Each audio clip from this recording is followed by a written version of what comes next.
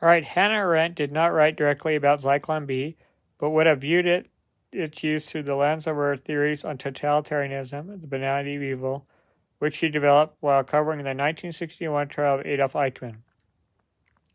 The poison gas would represent the horrifyingly efficient, bureaucratic, and systematic nature of Nazi evil rather than a uniquely diabolical malice.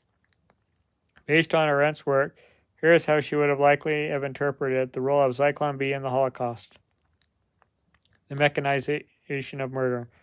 Arendt's analysis of totalitarianism examined how the Nazi regime created an environment where monstrous acts could be committed by seemingly ordinary people.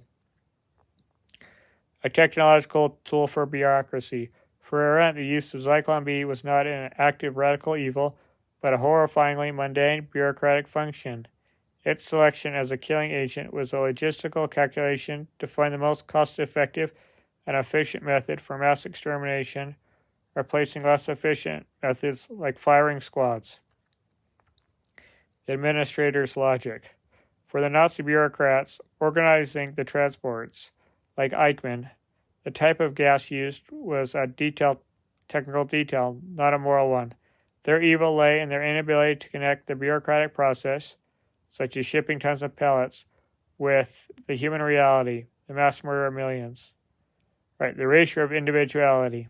Arendt believed that the ultimate goal of totalitarianism was the total domination of man, which required the destruction of individuality and spontaneity, rendering victims superfluous. The gas chambers and the use of Zyklon B were the final stage in a process that began with stripping Jews of their rights, dignity, and identity. Arendt saw this process as an organized attempt to eradicate the concept of the human being, leaving behind superfluous people who could then be exterminated without a flicker of conscience from the perpetrators. Removing the human element of killing. As noted in a PBS documentary on Auschwitz, the commandant, Rudolf Haas, was relieved to think that we would all be spared all these bloodbaths that came with firing squad. Wright would have seen this sentiment as a perfect example of the banality of evil. The bureaucrat was not troubled by the act of murder, but its messiness. Zyklon B provided a clean industrial solution that further distanced the perpetrators from the victims. The lack of thought. Central to Arendt's theory of the banality of evil was her observation that Eichmann's crimes were a result of his thoughtlessness. Not a monster, but a cog. Eichmann was not a fanatic, but a zealous careerist who merely never realized what he was doing because he was incapable of independent moral reflection. He saw himself as simply following orders and doing his duty within a system where mass murder became a normalized and legal activity. Thought-defying crime.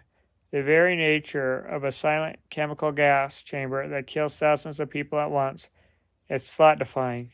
As one scholar noted in an analysis of Arendt's work, it is a crime so incomprehensible and impersonal that it pushes evil beyond the scale of traditional morality.